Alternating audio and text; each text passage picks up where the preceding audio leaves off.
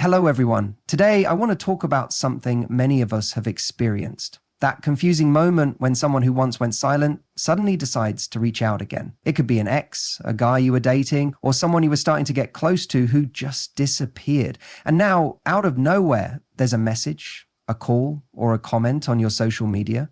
When someone who disappeared suddenly reaches out after a long silence, your first instinct might be to respond immediately. Maybe you've been waiting for this moment, hoping they'll come back with an explanation, an apology, or even just a sign that they were thinking about you. But before you jump into replying, take a deep breath and pause. That pause is not about playing games or being passive aggressive. It's about giving yourself the space to think, feel, and make a decision that's in your best interest, rather than acting purely from emotion or impulse. The truth is, when someone goes silent, it often leaves you feeling confused, hurt, or rejected. That silence might have forced you to question your worth or replay every interaction, trying to figure out what went wrong. So when they suddenly reappear, your emotions may rush to the surface. Relief, anger, excitement, anxiety, all mixed together. And in that emotional storm, it's easy to fall into old patterns or respond in a way you'll later regret. That's why the pause is powerful. It gives you a moment to step outside the chaos and look at the situation with clarity. In that stillness, ask yourself some important questions. Why is he reaching out now? Has anything actually changed? Or is this just a moment of boredom, loneliness, or convenience for him? Is he acknowledging the silence or pretending like nothing happened? Most importantly, what do you want and need right now? Not what you used to want, not what you hoped for months ago. What do you need today for your peace, your heart, your future? That question can only be answered when you take a moment to be honest with yourself, away from the noise of your hopes or fears. The pause also gives you the opportunity to assess how much progress you've made since he disappeared. Maybe you've grown stronger, found new routines, healed parts of yourself, or discovered that your life didn't fall apart without him. That growth is valuable, and it shouldn't be dismissed just because someone decided to send a hey at midnight. Don't let their return reset the progress you made in their absence. The time they were silent gave you something, even if it hurt. It gave you space to rediscover yourself. So don't give up that space too quickly. Responding too quickly might send a message that you were just waiting around for them, that their silence had no consequence. But you are not a backup plan. You are not an option that gets picked up and put down. Depending on someone else's mood or circumstances, if you do choose to respond, do it on your terms and in your time. If you need a few hours, a few days, or even more to think it through, that's okay. You're not being rude. You're being respectful of your emotional well-being. Sometimes that pause reveals that you don't actually want to respond at all. And that's a valid decision. You don't owe everyone closure, especially those who left you without it.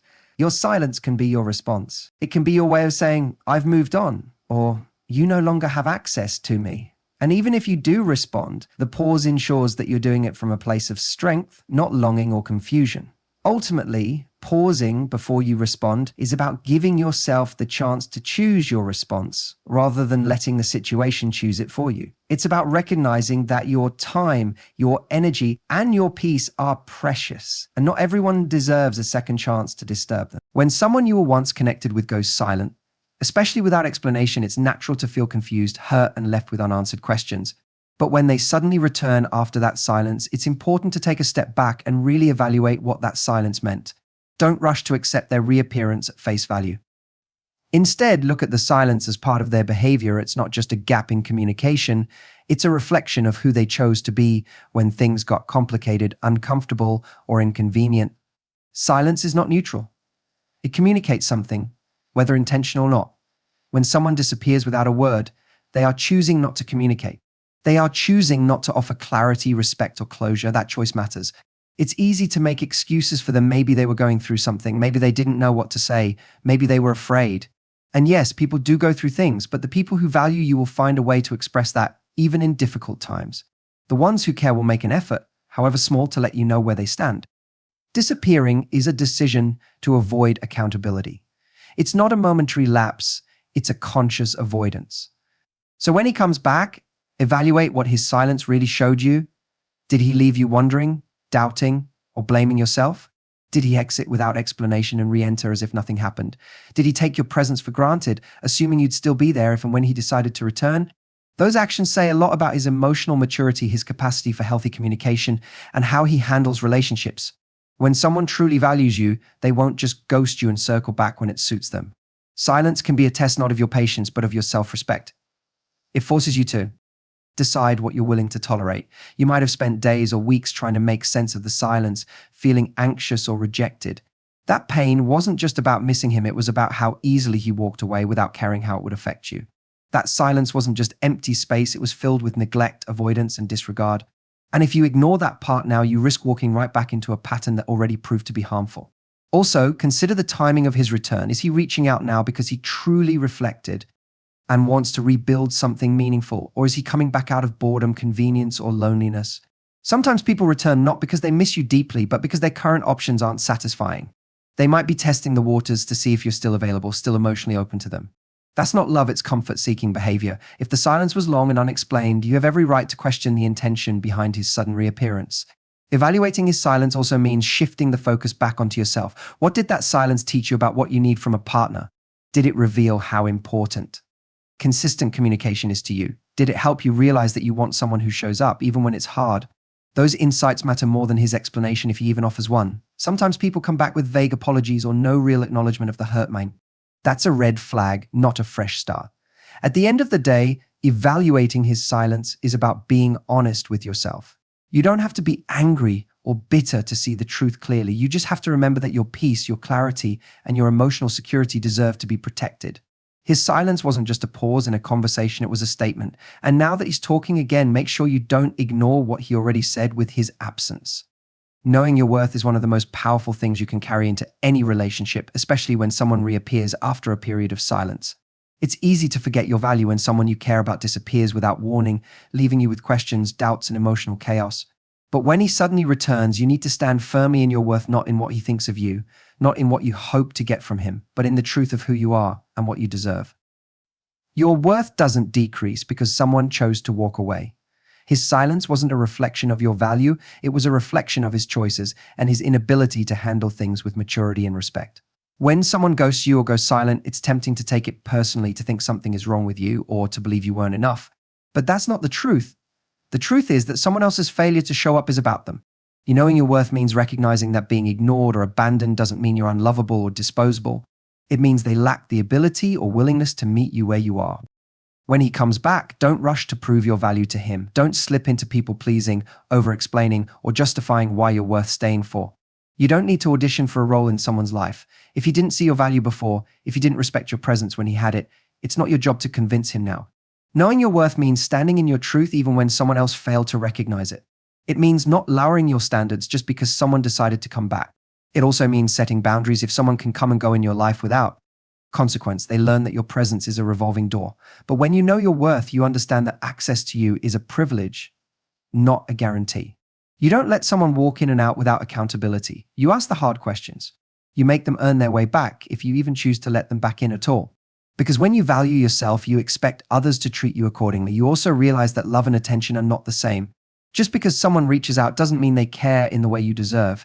They might miss your energy, your support, your kindness, but that doesn't mean they're ready to truly show up for you.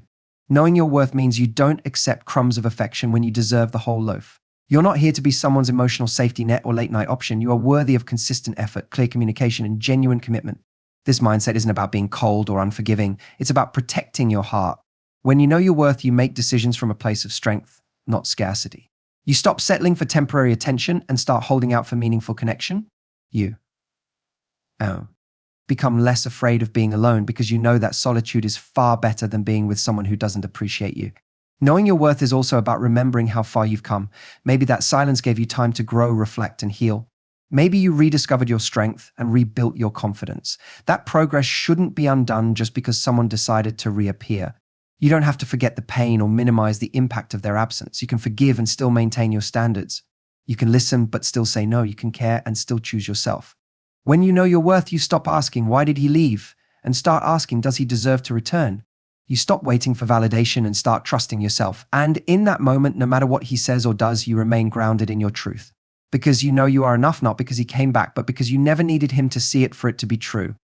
Responding from strength means choosing how you engage with someone not based on emotion, fear, or longing, but from a place of clarity, confidence, and self-respect. When he reaches out after a period of silence, your immediate response might be driven by unresolved feelings. Maybe you miss him, maybe you're still hurt, or maybe you just want answers. All of that is natural.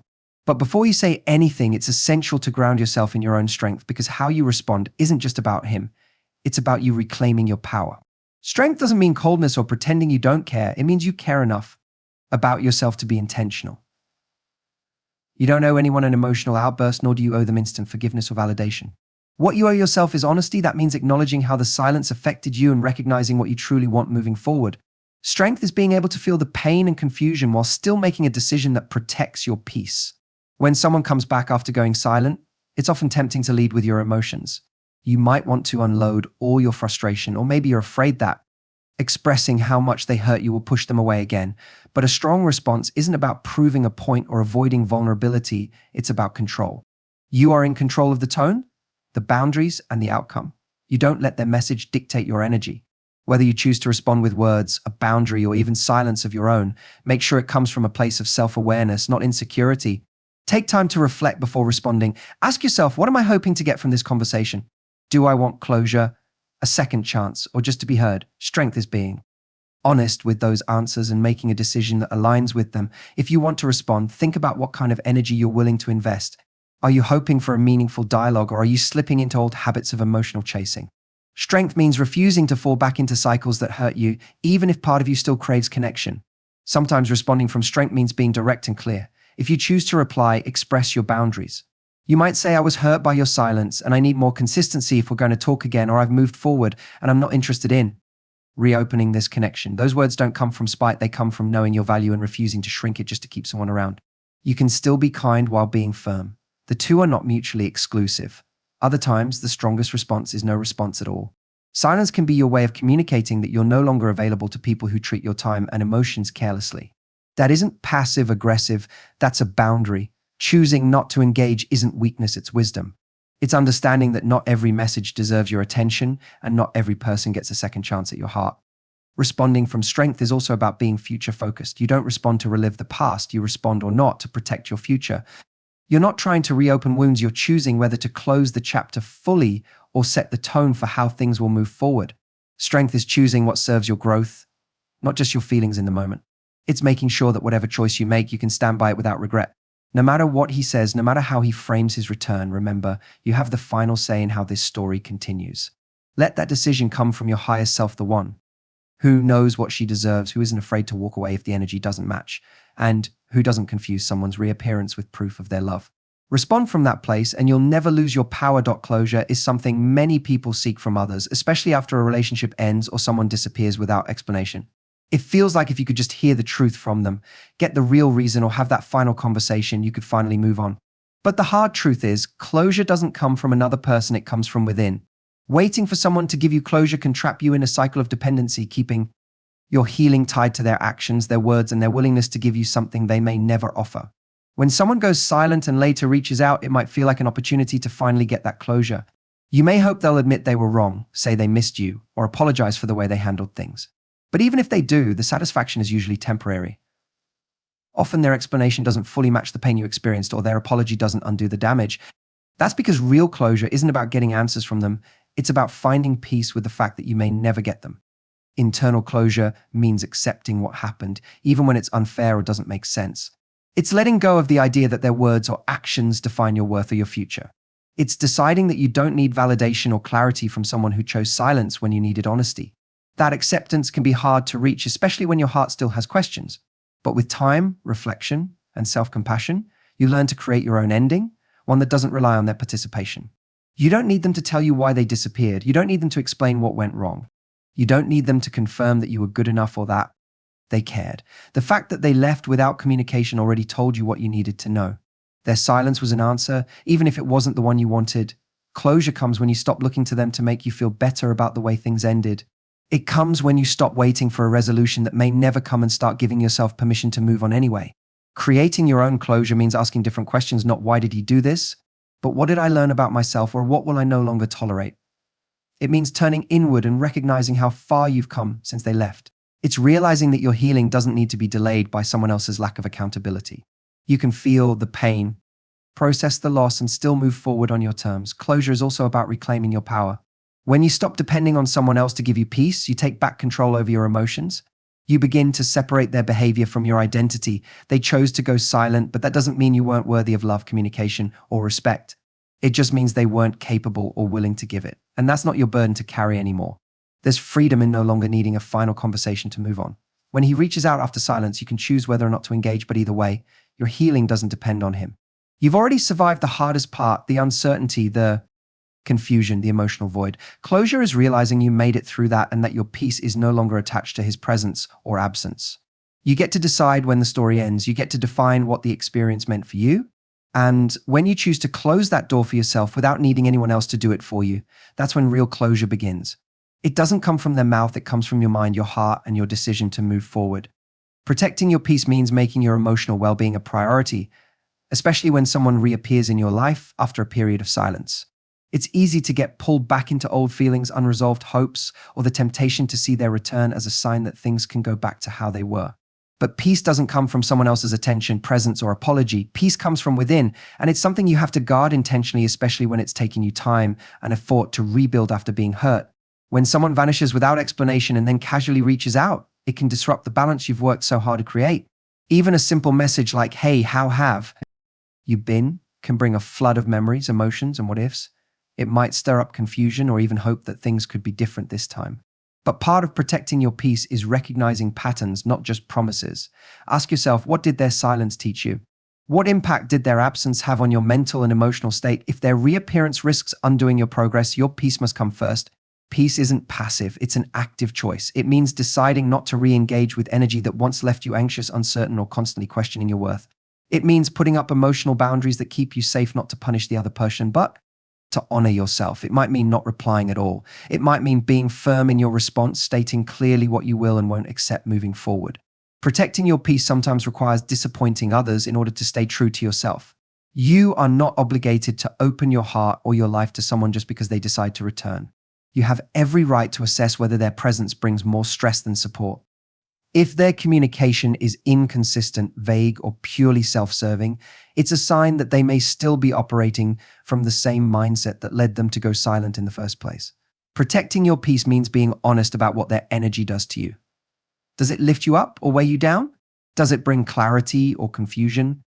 You've likely done a lot of healing in their absence. Maybe you cried, journaled, talked to friends, rediscovered your strength, and started setting new standards for your relationships.